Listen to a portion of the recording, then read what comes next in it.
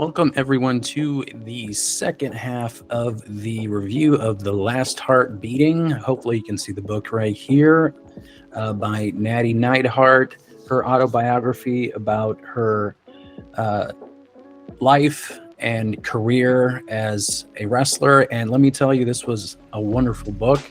I couldn't put it down.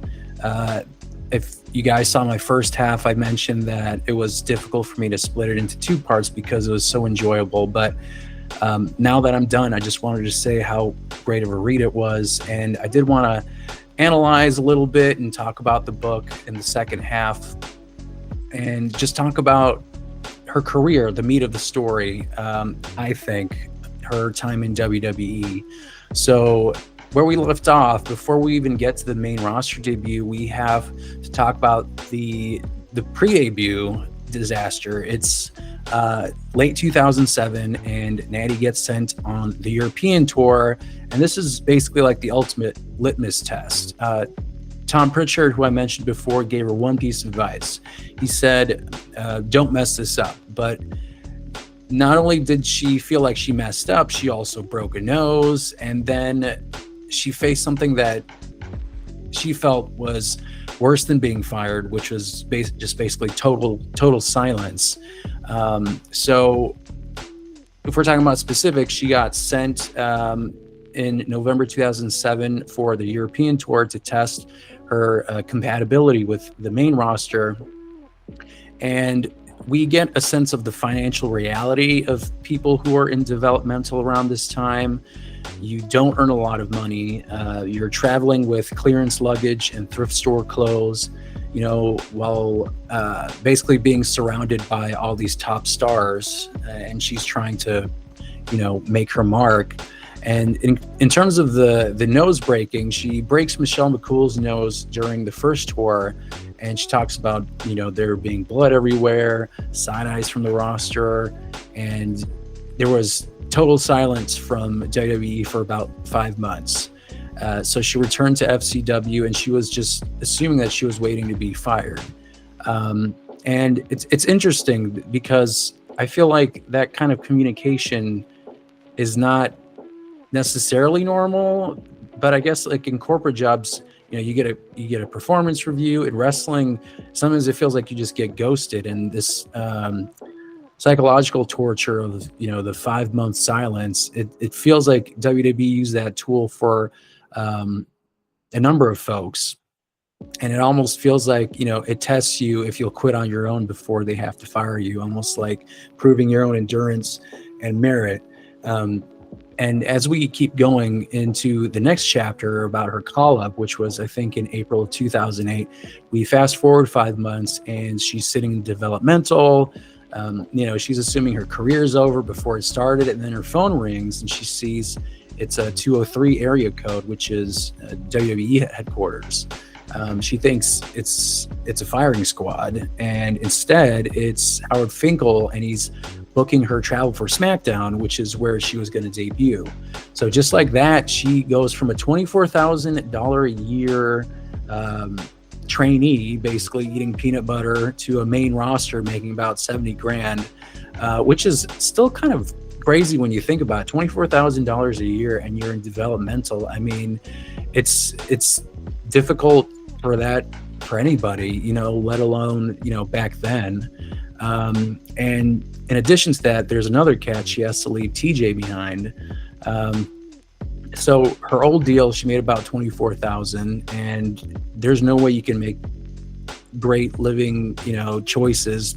You have to, make your gear, you have food, pay the bills, and then, her new deal, which was about $70,000 a year, and you also, which was the downside guarantee, and then you get bonuses.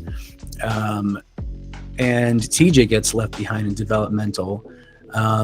So $24K, like I said, it's basically poverty level. And if you have to pay for your own rental cars and your hotels, it was very interesting. The jump from 70K is life-changing, but I feel like it highlights how little developmental talent is paid while you're putting your body on the line, just for $24K.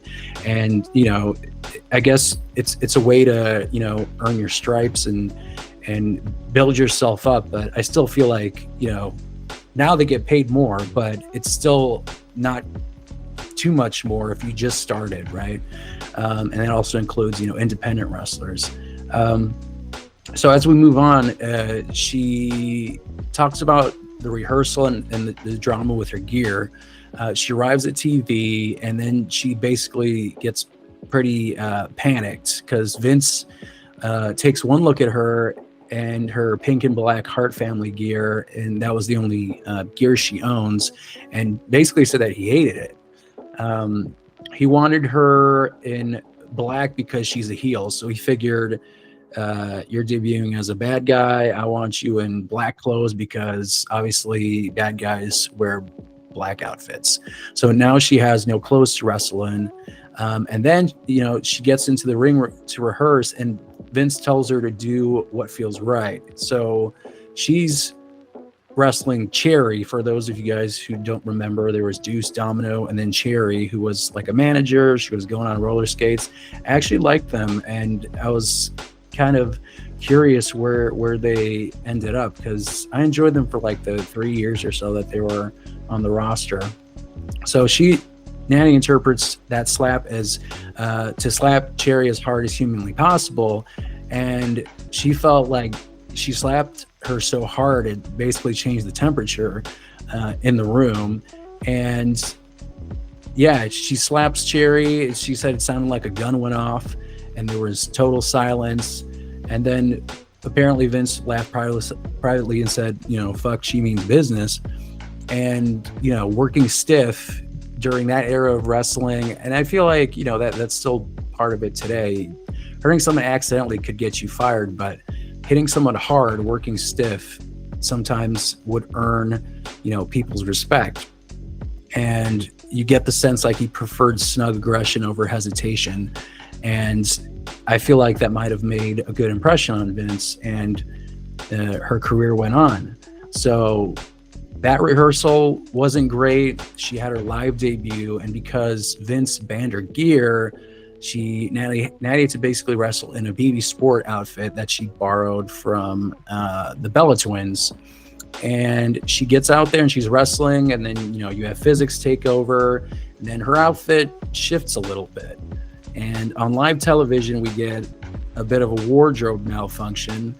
So in this short stint, she basically recaps, she broke a nose, she concussed a coworker, she basically flashed the audience with her thong that she had, and pissed off the boss in a short amount of time. And as Nattie said, she had several chances to make a first impression, and all of them were terrible. And yeah, I mean, there's a saying that, you only get one chance to make a first impression, but I'll say that Nattie proves people wrong, because she made a bunch of mistakes, but she's still wrestling. She's still in the WWE for 17 plus years. And I think it's just a testament to the endurance of being a Hart, of a Hart, and that family trait, I think, is very prominent in Nattie. So we move on to the inaugural Divas title, which I think debuted in 2008, I think around July. And the pay-per-view was the Great American Bash, and the first ever Divas champion is going to be crowned. And as we learned, and if you remember, it was Nattie versus Michelle McCool. But the drama wasn't just in the ring. Nattie was in the back, called the Dumpy Diva by management. She felt like, the ugly ducting next to all of the divas, the models that they typically hired. And then right before she went out, Fit Finlay basically dropped the bomb and said that their time has been cut. And her internal monologue and dialogue with herself versus Michelle McCool, I think there was a bit of a bonding moment for them, because, being called the Dumpy Diva by management, I mean, that is insane. And I don't know why they felt like first of all, that was okay to say, and secondly, I disagreed wholeheartedly. I didn't think. I thought she fit right in with all the rest of the girls, you know. So that's really shitty of them to say. And I guess Vince didn't like that she dyed her hair red, and then the blue outfit that she was wearing. And I mean, I thought it was great, you know. And again, that internal monologue, Nattie felt like Michelle saw her as a heart hire, and you know. Nattie, I think there was some conversations even then, you know, about Michelle McCool being, you know, the Undertaker's girlfriend, and losing their time in that specific match felt like the equalizer. They realized that, you know, they were both just fighting to keep their heads above water in honestly a cutthroat environment during that time. I think now it's been considerably better, but back then, I mean, especially for the divas around that time, where they'd get 2 to 3 minute matches, 30-second matches, that was something that bonded them because they were up against the same struggle. And WWE seems to have this kind of crabs in a bucket mentality where management, you know, pits the women against each other. They taught, you know, looks versus skill, that term dumpy versus model, and it almost feels like it's a way to keep, you know, people insecure in order to stay competitive. And the moment that Nattie and Michelle realized that the time limit is the real enemy, I feel like that's the moment that they bonded and they became professionals. It's like, you know, it's that shared trauma in the trenches, you know, and I feel like that kind of psychological phenomenon also affects wrestlers, and sometimes, you know, bonds wrestlers or people faster than, you know, friendship does. So we roll along after Nattie's loss to Michelle McCool. Michelle McCool won the Divas title. Nattie settles into her new role. She calls herself the frumpy best friend. She gets paired with Eve Torres, who was the Diva Search winner.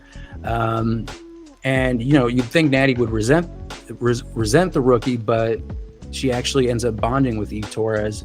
And this specific section in the book gives us one of the funniest Arn Anderson stories ever, involving a worm, and it shows us how Eve, if you guys remember Eve, I loved Eve, who was an outsider of the wrestling industry, but she taught Nattie, the veteran, how to survive life on the road. So this frumpy best friend role that was kind of permeating throughout her year around that time, that kind of rom-com stereotype. It's like, you know, the one friend who gets the hot girl ready for prom. Arn Anderson basically told Nattie to stomp on Eve like you're squishing the guts out of a worm, and it became their inside joke.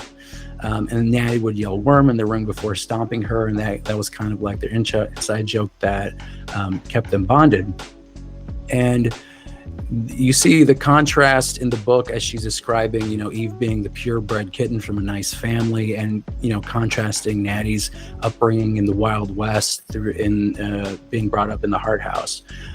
But as she mentions, Eve actually teaches Nattie how to book the best hotels, find free gyms, and actually, you know, take a step back and enjoy a sunset or a cup of coffee instead of living in constant wrestling anxiety. I mean, always trying to worry about being the best, you know, being champion, being on top. We often, I feel like, as a wrestling community, I feel like there's often a critique of non-wrestlers coming into the business, but this specific section, I feel like, highlights the value of quote unquote normie perspective, right? Like, Nattie was drowning in like the pressure of being a Hart family member, and then Eve, who's this outsider that basically has no baggage, you know, no family lineage to her name, taught her, you know, basic life management skills. And sometimes you need someone who doesn't, you know, quote unquote, live the gimmick to show you how to survive on the road. And I just thought that was fascinating and a great read, great section. So as we keep rolling on, we learn about the origins of the Hart Dynasty, and this was a group that I really loved, and I wished it lasted longer.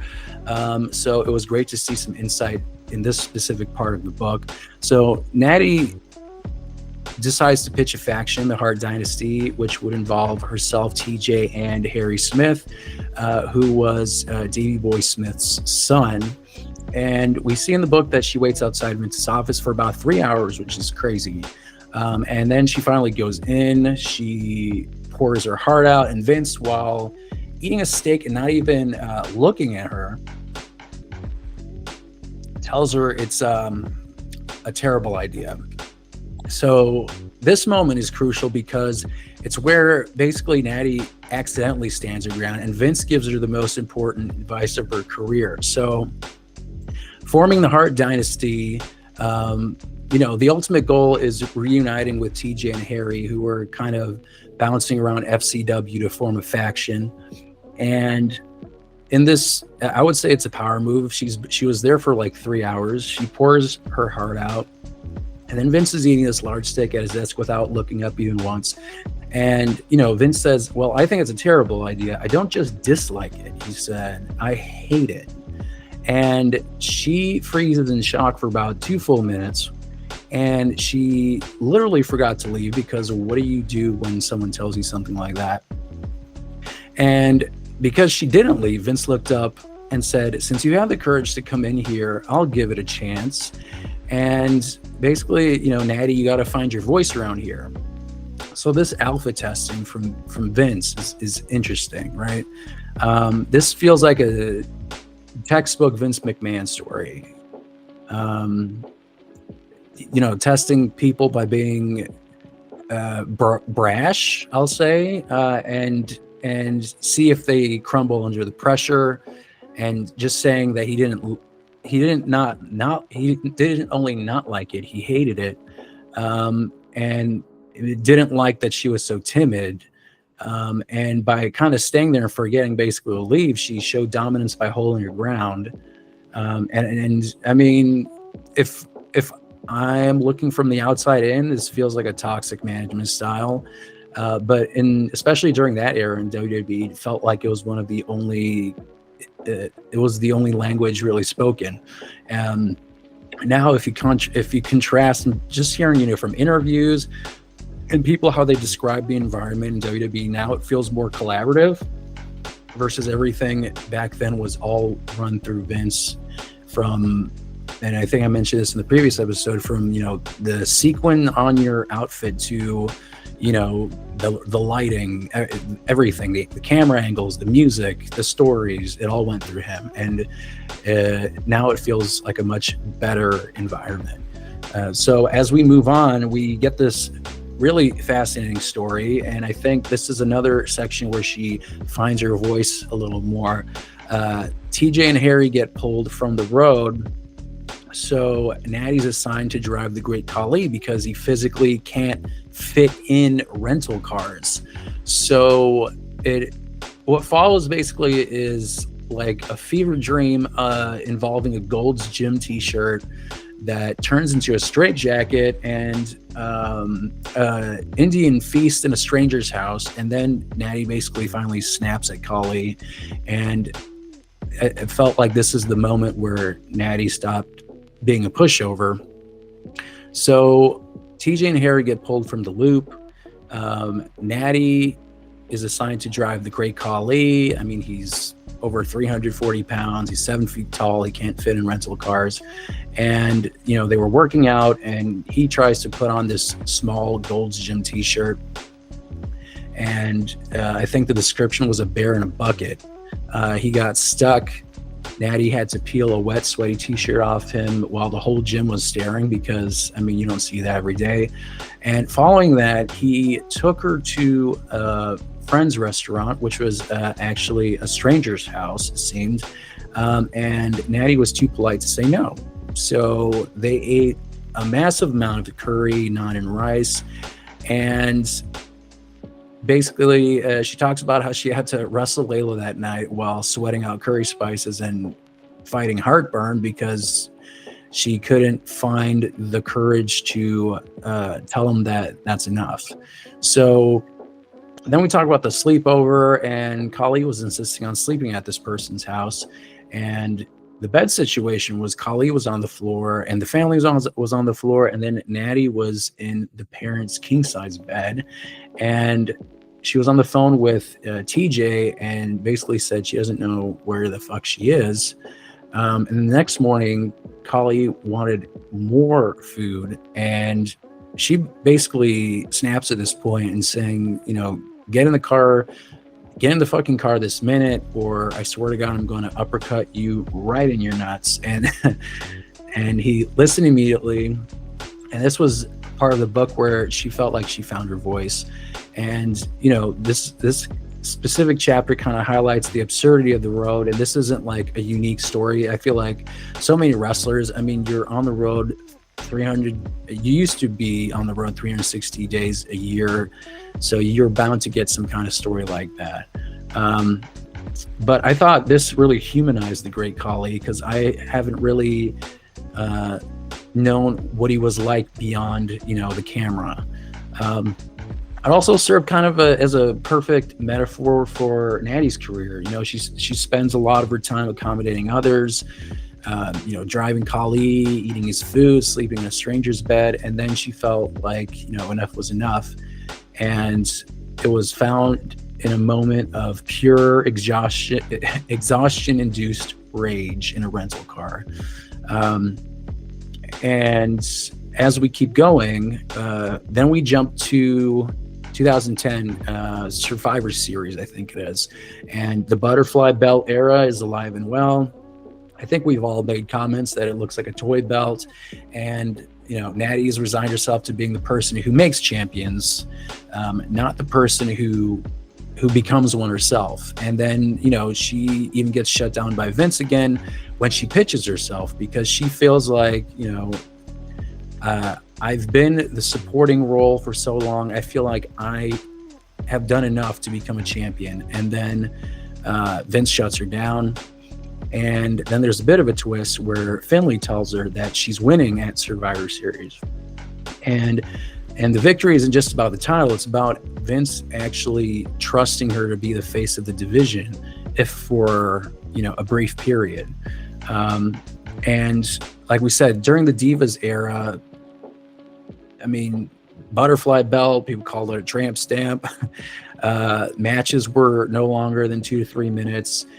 Vince didn't like, you know, violence with the Divas. He didn't like super technical matches. They're supposed to wrestle like ladies. And, you know, there was this self-perception where she had to condition herself to think that she was there to make champions, not be one. And I felt like she was talking herself into that role. So Beth Phoenix, who was injured with an ACL tear, basically told Nattie to pitch herself. And then, you know, Vince said, no, I don't want you to be champion. I want Beth to be champion, not you. And she felt, you know, upset. So, and she felt like she should wear, you know, a luchador mask so she wouldn't have to show her face. And then, you know, weeks later, as I mentioned, he said, yes, you, Nattie, Vince wants you to win, which is interesting. I don't know, was it because she was injured and that's why? I'm not sure, but I felt like this was, you know, there were other women on the roster and he gave her that opportunity. So fascinating. So she wins a handicap match versus Lay Cool at Survivor Series. And, you know, it was great because she finally got the belt after, you know, years of struggling, trying to be on top, making wrestlers, not being the champion. And, you know, Vince trusts her to be the face of the company for media tours, live events for that short period of time. And, you know, in this specific part of the book, there's this, you know, analysis of being a workhorse, you know, that workhorse curse.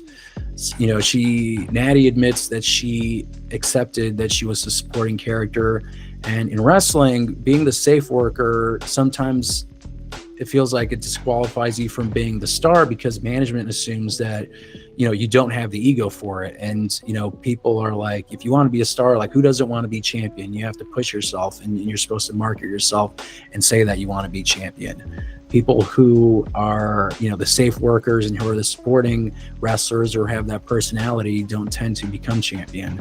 And breaking out of that, you know, out of the good hand box is harder than breaking out of a submission hold. You know, it's hard, especially if it's a certain way you're thinking for so long, right?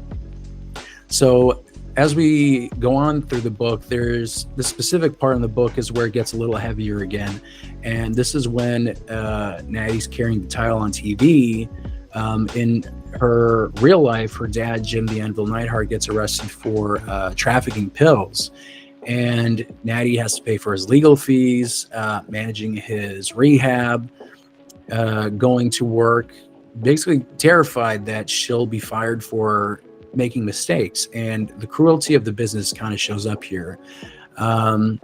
Because around this time, this was also when Vince took the title off because he says that, you know, the women were wrestling too scary. And, you know, right around the same time when this is all happening in her life. So her dad got arrested. And I think the dad was taking loans against her mother's, you know, $10 an hour fabric store paycheck. And he had to pay like $25,000 in legal fees just to keep him out of prison.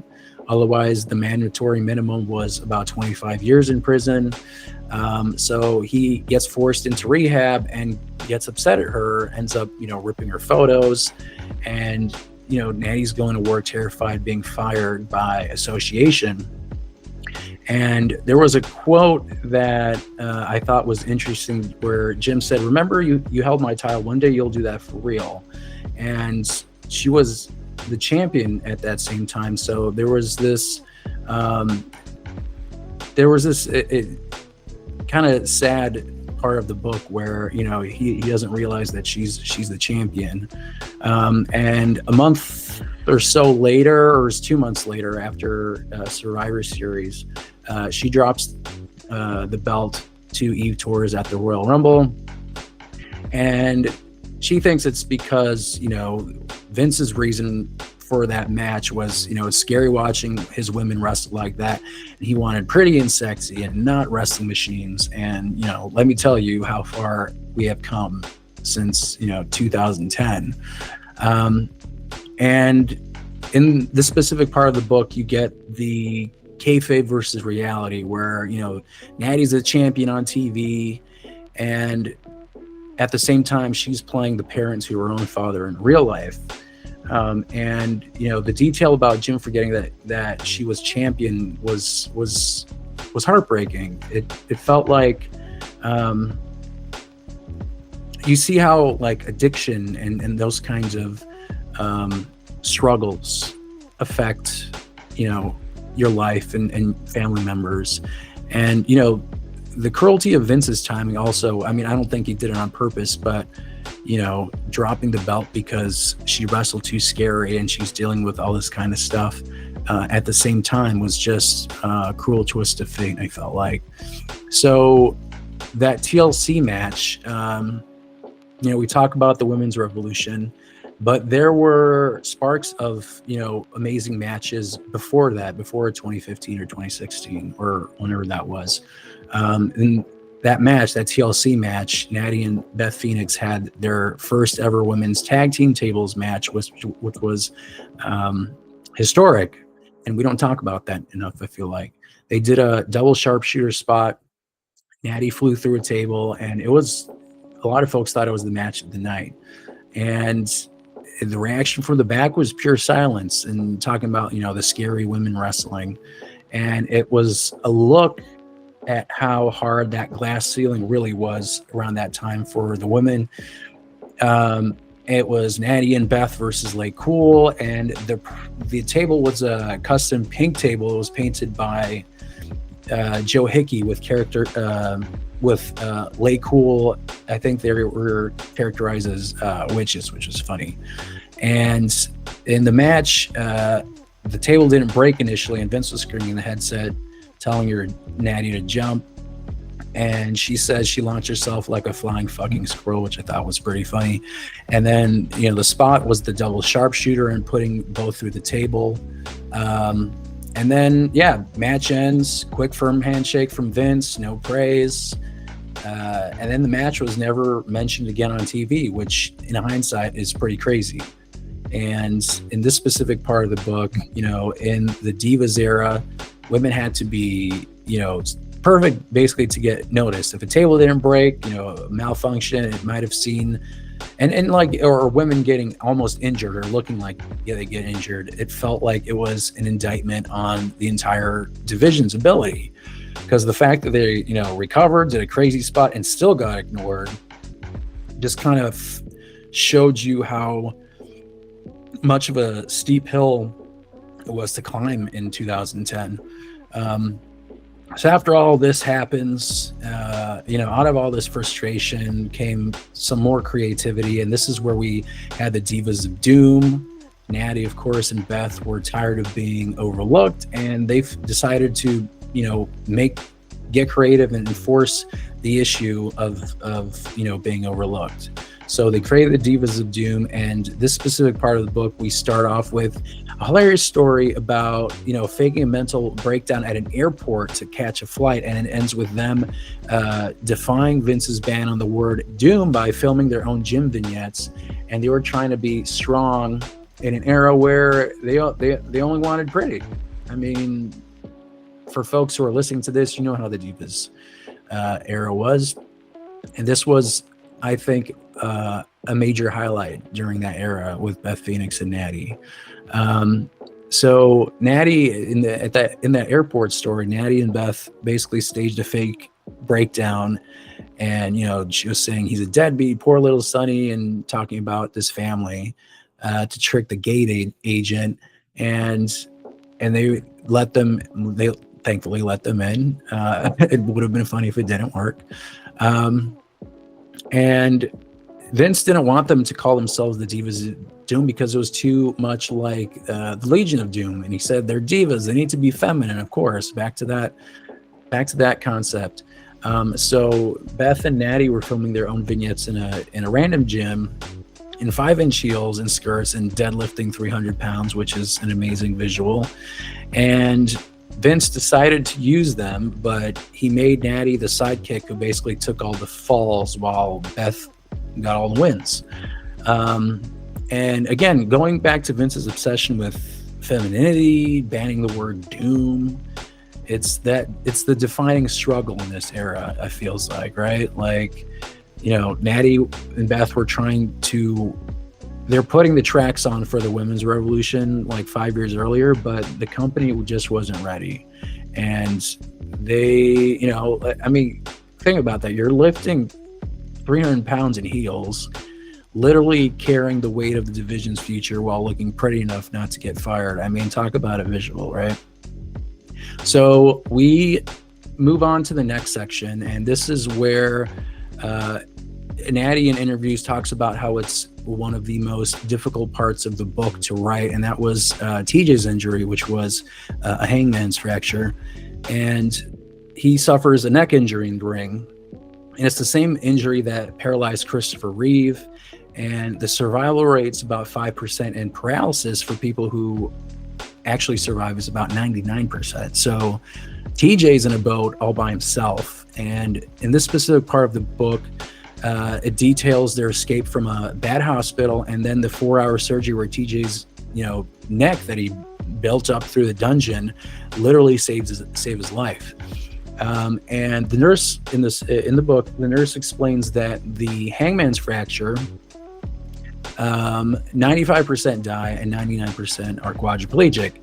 And in the hospital, the first doctor was blunt and said, "You'll never wrestle again, and you have to find a new career." And TJ, you're dealing with all this. This is all coming in all at once. You break your neck, you think you're paralyzed, you get taken to the hospital. You're not comprehending that your career may be over. He threatens to check out and drive home, 17 hours home, by the way, with a broken neck rather than stay there. It was real fight or flight. And the surgery, they ended up going to Dr. Ribe in Tampa. The surgery took about 4 hours, and they were saying that TJ's neck was muscles were so dense and fibrous from years of training, and I think this was Tokyo Joe's Dungeon style, that the surgeon couldn't get through them, and that's why it took so long. They basically had to put 4 screws in there, 4 rods, 16 staples. And in this specific part of the book, I mean, that dungeon style basically saved his life. You know, those dense neck muscles. I think there was a specific description of him, like, you know, moving his head around in the hospital room like a bobblehead, not knowing that you basically could have killed yourself doing that. That brutal training that he went through literally basically saved his life. It built that arm around his neck where it broke. So, I mean, it kind of validates that kind of training in a life-saving way, right? That I thought that was fascinating. So moving on, the physical recovery, I mean, recovering after that is extremely difficult, let alone the mental toll, right? Like, the mental toll was worse. For 9 months, Vince doesn't call, he doesn't text, and it felt like TJ was erased from WWE completely.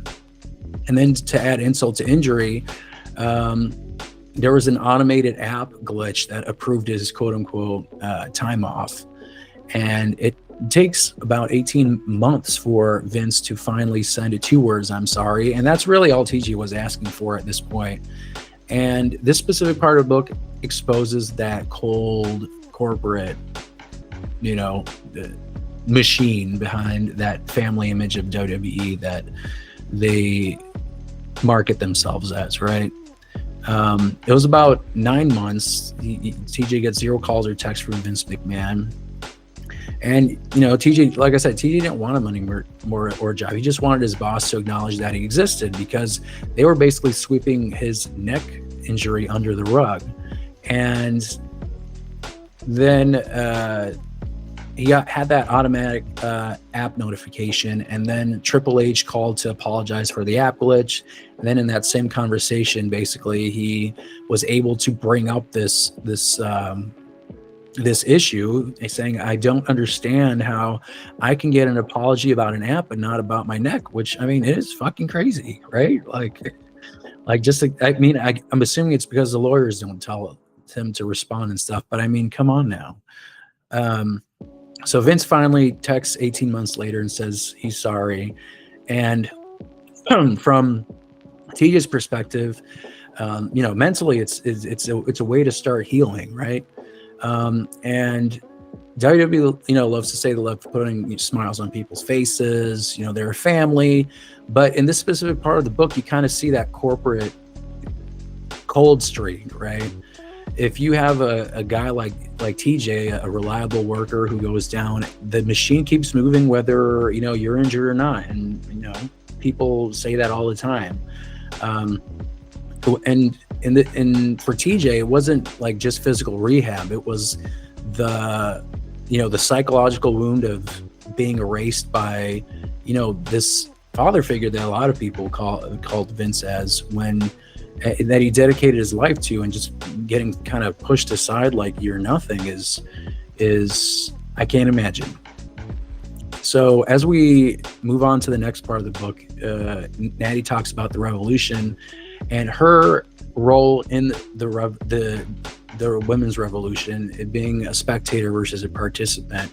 And this is around the same time as TJ is healing, right? So around this time, the landscape is slowly shifting. You had Charlotte, you had Sasha, and you had Becky debut around the same time. And, you know, the women's revolution is starting, and then Nattie, on TV, it just doesn't look like she's invited to the party. So feels like, she is watching from the sidelines, and, you know, she feels like the train is leaving the station, and, you know, the women who built the tracks just weren't along for the ride. And TJ was the one who finally kind of looks at her and says, you know, there's no point in both of us sitting here moping, right? Go get your spot. And that was kind of the push that she needed. So in this section, Nattie was told that by Travel that she wasn't needed for about 5 to 6 weeks for TV. And she found a note on Teej's iPad that looked like a suicide note. And her dad around the same time set a rental house on fire cooking eggs. And that was when he was involuntarily committed to rehab. So there was a lot of just like, it felt like rock bottom all around the same time. And Nattie had to watch, the women like Charlotte, Sasha, and Becky debut while she was, stuck in catering, for lack of a better word, right? And this bridge generation, Nattie, and I feel like there were, AJ Lee we talk about Nattie, we talk about Beth Phoenix. They were Michelle McCool, of course, Layla, Eve Torres. They kind of represented that bridge between the Diva era and the Revolution. And, when the Revolution finally happened, the thing that Nattie fought for, and so many of these women fought for, a lot of them got left on the sidelines. And it kind of forced the question, is it better to be the pioneer who, dies on the trail, or a settler who builds the city, right? Like Nattie had to fight to be both, basically. And then we move on to WrestleMania 32 in Dallas. The Divas belt is retired. The women's championship is unveiled. And then Nattie confronts Charlotte and delivers a great line that was memorable. And she mentions in the book too, I have the heart of a champion. And in this match, Bret Hart and Ric Flair were at ringside. Nattie was, forging her own, and basically felt like she was stepping out of the shadows. So Nattie confronted Charlotte. She said, I have the heart of a champion. And it was like a wake-up call. It felt like, she wasn't sure if she believed it. And this felt like a wake-up call for her. And around this, like believing the promo, wrestlers often say that, the best characters are yourself with the volume turned up. And here Nattie admits that she felt like a fraud, and until she said that line. And it proved sometimes that you have to work yourself into a shoot, for lack of a better word, Chi-Town shoot, no pun intended, that you have to perform confidence until it becomes real, right? And sometimes you need that. And following WrestleMania, Nattie goes on to SmackDown and turns heel, and she uses that real life heat with Nikki Bella around this time to fuel their feud. And for the first time in years, she stops trying to be a people pleaser. She gets the kendo stick, she fights through the crowd, and then finds a bit of creative freedom in being the bad guy. And around this time, there was that heat that was emanating from this feud with Nikki was, the real life Total Divas tension with Nikki Bella. To fuel that feud, the conversations of marriage and kid issues, and the false count anywhere. I mean, kendo sticks fighting the crowd, it made her feel creatively free for the first time in many years. And Stephanie McMahon said this in her podcast not too long ago, and other people have. And I think it's interesting, like why is it always fun to be a heel? And I think you get some of like that insight in this book, like you just stop caring about being liked, like which Nattie struggled with in the book, like that Khali story that we talked about a bit ago. And you just start caring about being effective, right? You turn heel, and then you kind of allow yourself to shed that people pleaser trauma response that I felt like, or she says that, she developed in her childhood with all the stuff that she had to deal with when she was younger with her dad and her family and their financial struggles. So In June of 2017, we get this really beautiful full circle moment, and this is when TJ returns to WWE, and not as a wrestler, obviously, but as a producer, and he finds new purpose as a producer, basically being the architect behind a lot of the matches that we all praised. And he returns the exact same week that Nattie competes in her first ever women's Money in the Bank ladder match. And I mean, it's just such a great full circle moment. They're back together on the road, surviving all this hardship, you know, that the average person doesn't always go through, you know, shows that grit that she has, that you see throughout this whole book. And TJ, I think, returns, it was June 2017, and he's shadowing Jamie Noble, who was also a producer. And, you know, he helped produce some awesome matches. And TJ was always a wrestling nerd in the best way. His producer role was a great role. You know, when you're not able to wrestle, what better way to keep using that skill that you've created than helping build matches and make them as amazing as they could be. So, you know, you can't be the star anymore, but you could be the architect, and that's an important role in every wrestling business. And, you know, in this book, in this specific part of the book, it's like it teaches you a lesson, right? Like, if your dream gets derailed, you find a way to, you know, stay in the building, for lack of a better word, even if you're not on the main stage, right? And then as we keep going near the end of the book, we get the highlight of her career with the SmackDown Women's Championship in SummerSlam of 2017.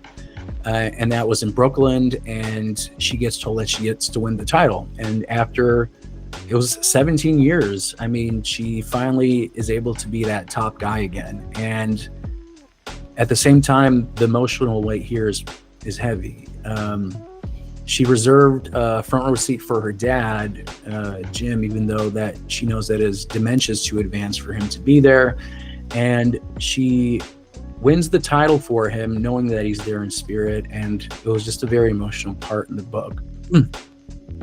And the way that she learned was that a writer casually mentioned that, you know, and that'll get us to you versus Naomi at SummerSlam.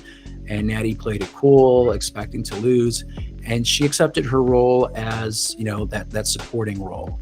And then 1 week out, she was told she was winning. So, you know, this imposter syndrome kind of comes back.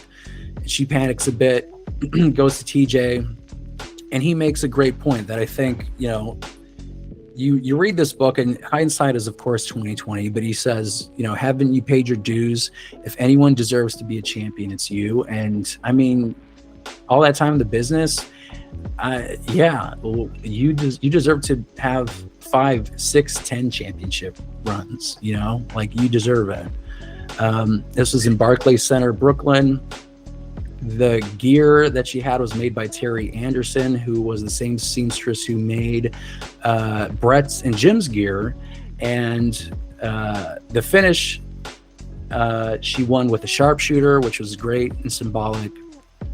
And in this specific part of the book, you know, in an industry where you have like flavor of the month wrestlers, Nattie's win in 2017, which was, I think, 9 years after her debut, it kind of validates that long game, right? She survived the Diva Search models. She survived the bra and panties era, you know, the scrub matches that we discussed earlier with the TLC match, to finally be on top of that women's revolution. And it's, you know, it's a victory for an endurance, right? For someone who's given so much to the business. And as we close the book we get this return to the beginning, where she talks about the death of her father. You know, it's about exactly a year and 1 day after that SummerSlam win that that her father Jim passes away. And in the aftermath, Nattie realized that her true place in history is that she's that branch that keeps the roots alive in the book. Her goal wasn't just to win titles anymore, it's also to beat the house. And that theme that I mentioned in the first half of the book is, the Harts never beat the house. You either left the business injured or dead or in debt or have issues that go beyond those, and she is able to leave the business whole. And I think that was the main thread throughout the whole book. After Jim died, Nattie called Vince immediately, and he produced a tribute video for Raw that night. And yeah, I mean, beating the house, leave the business without being broke or broken, I think that's the best thing you can do, right? And that's the ultimate thesis of this book. The Hart family, gave everything to wrestling. They've given their lives, like Owen. They've given, their health, like Dynamite and Davey, and your struggles, right? Like Jim Neidhart. And she wins titles, and I hope she wins again. It's not just titles, right? It's about survival. And if she retires healthy and wealthy and with her family, she'll have done something that almost no one in her family line accomplished, and that's beating the house. And yeah, I mean, what a read. This was a great book. If you haven't had a chance to read it, please pick it up. It's a page turner, that's for sure. And I mean, as of this recording, we saw Nattie in a new promo on Monday Night Raw with her Nattie Neidhart character that she's been doing since, I think, April in GCW. If you haven't gotten a chance to see her matches in GCW or in AAA or all those indie shows that she's been wrestling for, I mean, stellar. Amazing. I mean, and this new promo video had me so hyped. I literally stood up.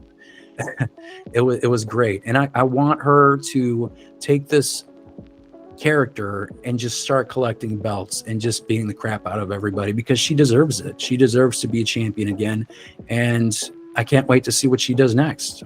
But thank you for listening. Thank you for hearing me say my musings, and go out and get The Last Hart Beating by Nattie Neidhart. See you guys next time.